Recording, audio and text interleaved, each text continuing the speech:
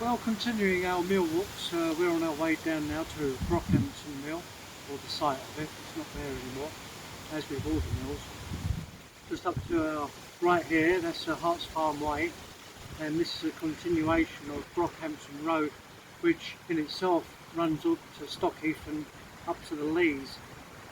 So it's quite an important track, and the mill had been here for a considerable time.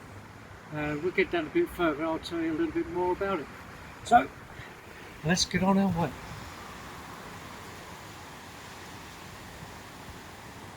So running down next to Brockhampton Road, this is the footpath of it now that we're on. This is the Brockhampton stream, which starts its life up at the Portsmouth Waterworks at Brockhampton Springs. Now, this carries on out into the ocean, but as you'll notice, the edges, the banks of the stream are quite built up. And certainly further down they get even higher, because basically what this is the mill dam. So they dam up further down the stream, block it up so that the water level will rise and give a good head of water for when the milling starts in the morning. So we'll carry on down to the mill site.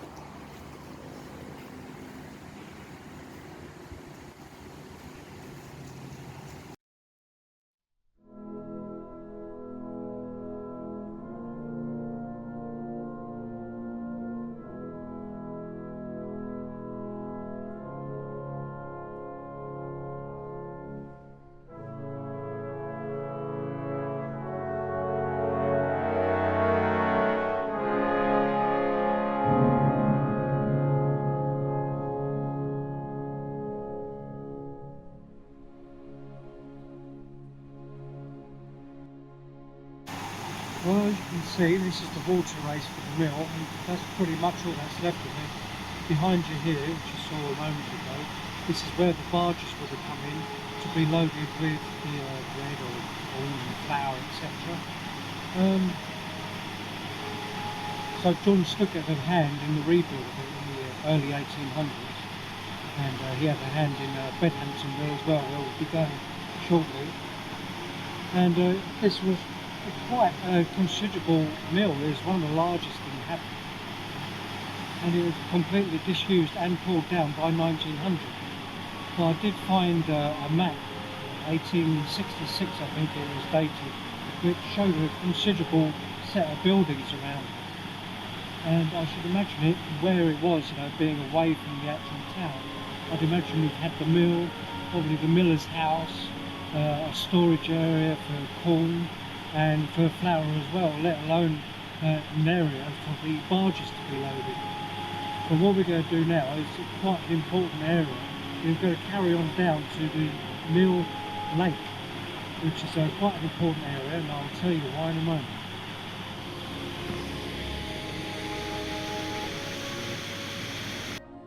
So this is Bedhampton Lake.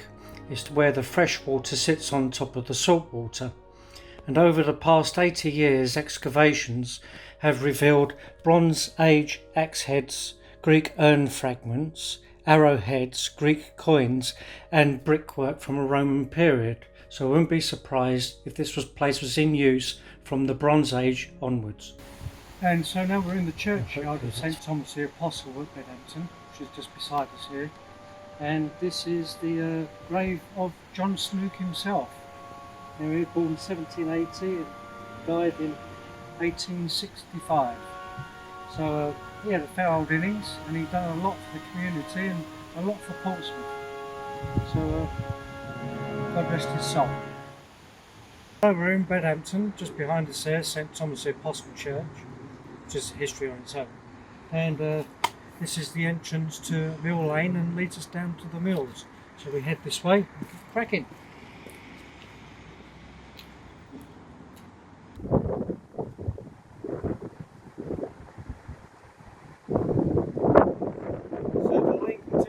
Here we're going over the old railway bridge now. It's been here since the 1800s, and the mill's just down here, and just before you get to the bridge is the old granary, which was I think built about 1860, something like that, again by John Snook. And we'll continue down to the mill site.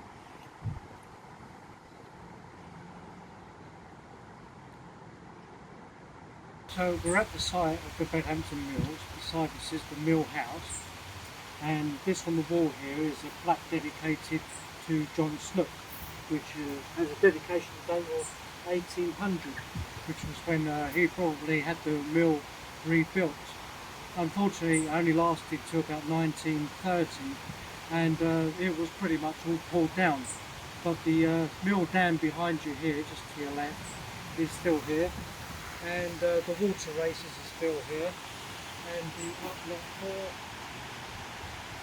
the overflow of the dam is still down here. So you can come to the edge and take a peek. That's the Hermitage stream down there, and that runs out to where we were earlier at the Brockhampton Mill. And it runs out into the same lake.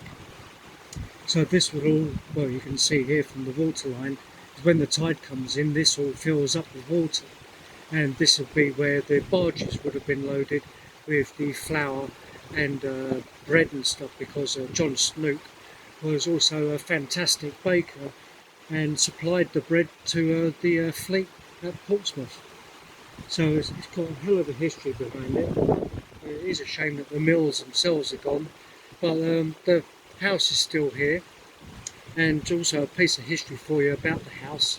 The poet John Keats came and stayed here in the early 1800s when his ship was being resupplied at Langston Harbour, and he stayed here for a couple of nights and finished his poem on the Eve of St Agnes.